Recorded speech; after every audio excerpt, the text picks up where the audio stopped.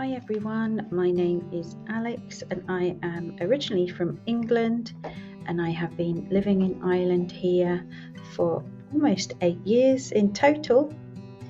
But 18 months ago we made the bold decision to move into and renovate this old Irish farmhouse.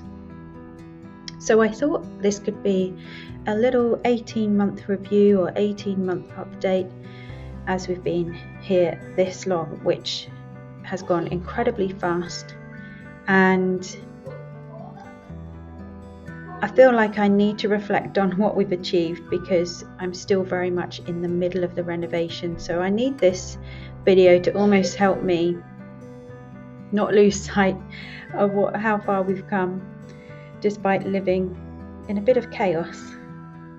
So back when we first moved, it was just after Christmas.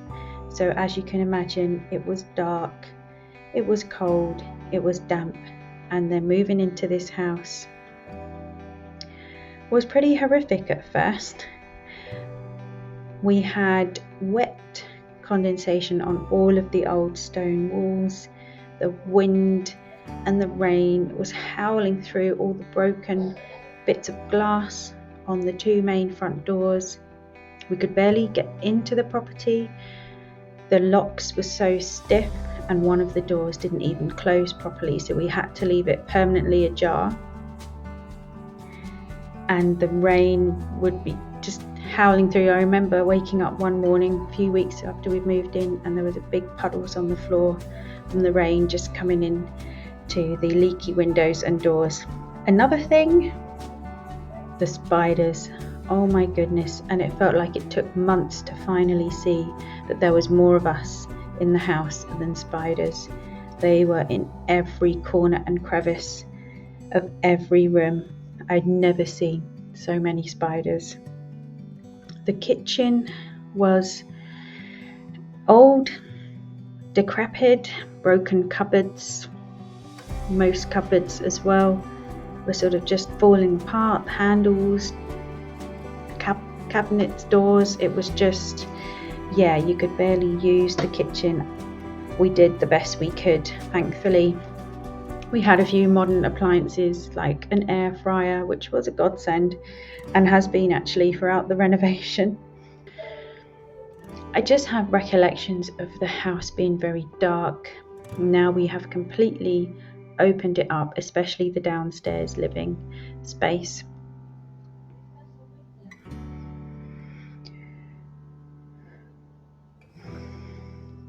So what did we do? First few jobs we did were to really insulate the house as much as we can with what we had. Now, some of you renovation sort of experts out there might say we shouldn't have done windows and doors first, but we did come into the property having a vision and drawn out plans of how we would like to change the downstairs. I mean, I know nothing ever goes as smoothly as you hope, but we thought to ourselves we couldn't keep existing in a very cold, damp house, so we needed to work on insulation. So we very quickly, within about 12 weeks, we had new windows and doors fitted, which transformed the place overnight. Another thing we did was, and again, you might say we jumped the gun, but we also put brand new PVC windows and doors in our cottage, our outbuilding, which you've seen in some of my videos before if you've been watching for a while, and thank you if you have, by the way. If you've been watching, you'll see me in the cottage that we call it. So very quickly we're spending money. Windows and doors, not cheap, but it had to be done, and thank goodness. We quickly followed that up again with a log burner in the living room. Again, maybe, looking back, we maybe wouldn't have done these things in this order, but we knew the living room itself wasn't really going to be touched for a couple of years, and there weren't really any issues with the living room again, apart from a bit of mold and damp where the house hadn't been sort of fully heated for so long. And again, I mean, the log burner instantly brought a bit of cozy, warmth feeling to the property. And this was probably in early spring, so it was still, you can imagine, if you've ever visited Ireland or if you're from Ireland, yes, spring can still be brutally cold and damp here. The main family bathroom, now at the moment you'll see it's been absolutely gutted. We have plastered the walls recently, which I'll probably put on this video. We had a shower that we couldn't use, cracked shower base, could not be used. We had a cold tap that didn't work in the bath.